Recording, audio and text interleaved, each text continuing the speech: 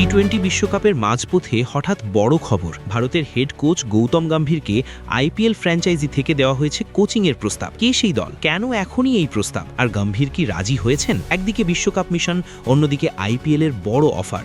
সিদ্ধান্তটা সহজ নয়। গম্ভীর কি আন্তর্জাতিক দায়িত্ব ছেড়ে ফ্র্যাঞ্চাইজি ক্রিকেটে ফিরবেন, নাকি ভারতের সঙ্গেই দীর্ঘ পথ চলার পরিকল্পনা? চলুন জেনে নেই বিস্তারিত। টি-20 বিশ্বকাপ চলাকালীন বড় এক প্রস্তাব পেলেন ভারতের হেড কোচ গৌতম গম্ভীর। আইপিএলের দল রাজস্থান রয়্যালস তাকে কোচিং স্টাফে যুক্ত করতে আগ্রহ দেখিয়েছে। ভারতীয় সংবাদ মাধ্যম আজ তাক জানিয়েছে, রাজস্থান রয়্যালসের মালিকপক্ষ ইতোমধ্যেই গম্ভীরের সঙ্গে যোগাযোগ করেছে। আগামী মৌসুমের আগে রাজস্থানের মালিকানা কাঠামোতে পরিবর্তন এসেছে, ফলে অধিনায়কত্ব থেকে শুরু করে কোচিং স্টাফ সব জায়গাতেই নতুন করে সাজানোর প্রক্রিয়া চলছে। এই প্রেক্ষাপটেই গম্ভীরকে দলের মেন্টর, সিইও বা পরামর্শদাতা যে কোনো একটি গুরুত্বপূর্ণ পদে দেখতে চায় রাজস্থান। অর্থাৎ শুধু কোচ নয়, দলের কৌশলগত সিদ্ধান্ত গ্রহণের কেন্দ্রবিন্দুতেও রাখতে চায় তাকে।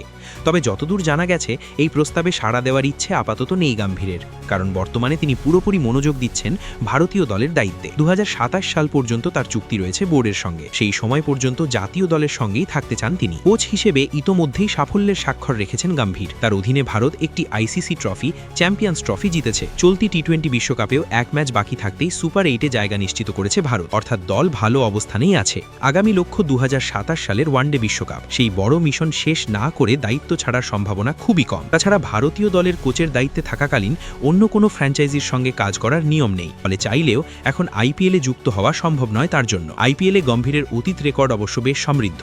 লখনৌ সুপার জায়ান্টসের মেন্টর হিসেবে দুবার দলকে প্লে অফে তুলেছিলেন তিনি। দুবারই তৃতীয় স্থানে শেষ করেছিল দলটি।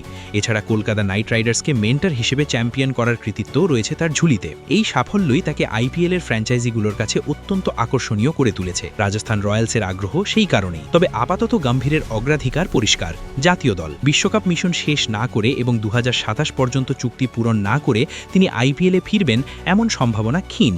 ভবিষ্যতে যদি বোর্ড তার চুক্তি আর না বাড়ায়, তখন হয়তো আবারও আইপিএলের কোনো দলে দেখা যেতে পারে তাকে। কিন্তু এই মুহূর্তে তার পুরো মনোযোগ ভারতের আন্তর্জাতিক সাফল্যে। সব মিলিয়ে বিশ্বকাপের মাঝেই কোচিং প্রস্তাব পাওয়া নিঃসন্দেহে বড় স্বীকৃতি। কিন্তু গম্ভীরের সিদ্ধান্ত প্রমাণ করে জাতীয় দলের দায়িত্বই তার কাছে সবার আগে। এখন দেখার বিষয়, 2027-এর পর কি আবারও আইপিএলের ডাগআউটে দেখা যাবে তাকে।